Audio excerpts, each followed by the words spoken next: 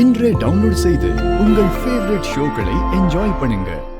ரிஷி, நீ மலிஷ்காவை லவ் பண்ணிட்டு இருந்த ஞாபகம் இருக்குல்ல? இன்னமும் அவளை தான் விரும்புற தானே?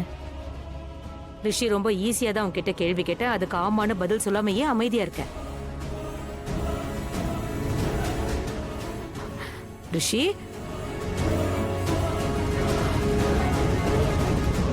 ஏன் அமைதியா இருக்க? எனக்கு அதிர்ச்சியா இருக்கு.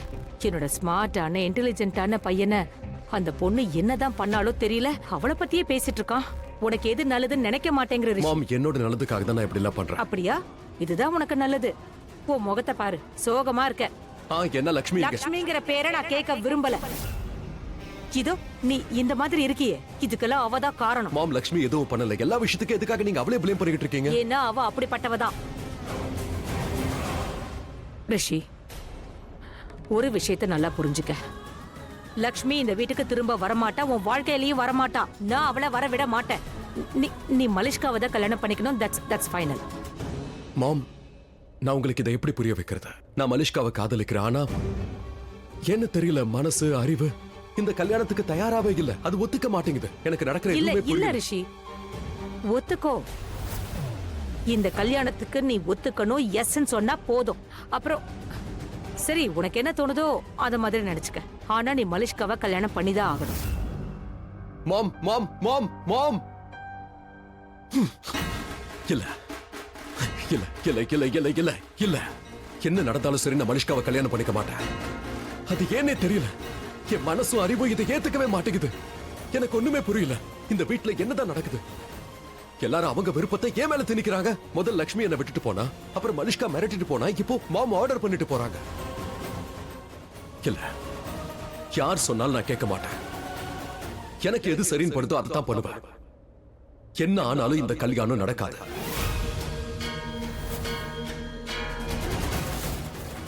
ஆமா, இதுதான் சரி. இத பண்ணாதான் கல்யாண பேச்சை எடுக்காம இருப்பாங்க.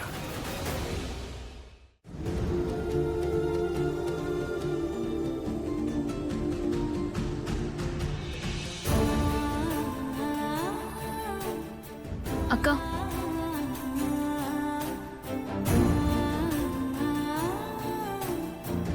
ஒன்னும் இல்ல, நீங்க ரொம்ப களைச்சு போயிருக்கீங்கல்ல, உள்ள வந்து தூங்கலாம்ல. இல்ல பரவாயில்ல, நான் இங்கே இருக்கேன். நீ உட்காரு. அக்கா, உன்கிட்ட கொஞ்சம் பேசணும். ஷாலு, ப்ளீஸ் மறுபடியும் தயவு செஞ்சு நீ ஆரம்பிக்காத. இல்லக்கா, வேற ஒரு விஷயம் இருக்கு. என்ன விஷயம்? உட்காரு, வா இங்க வந்து உட்காரு. என்னாச்சு? ஆயுஷ் எனக்கு ஃபோன் பண்ணாங்கக்கா. எனக்காக ரொம்ப கஷ்டப்படுறேனா? ஷாலு, நீ அவன்கிட்ட நான் நல்லா இருக்கேன்னு சொல்லிட்டல? சொன்னேன்க்கா, ஆனா அவனும் என்கிட்ட ஒரு விஷயத்த சொன்னான்க்கா. என்ன? அது அவங்க வீட்டுல ஒண்ணு நடந்துச்சாங்க்கா. என்னாச்சு ஷாலு? ஏதாவது பிரச்சனையா? ரிஷிக்கு எதுவும் ஆகல? இல்ல இல்ல, மாமா நல்லாதான் இருக்காரு. நீலம் ஆண்டியும் கிரண் ஆண்டியும் மனிஷ்காவுக்கும் மாமாக்கும் கல்யாணம் முடிவு பண்ணிட்டாங்க.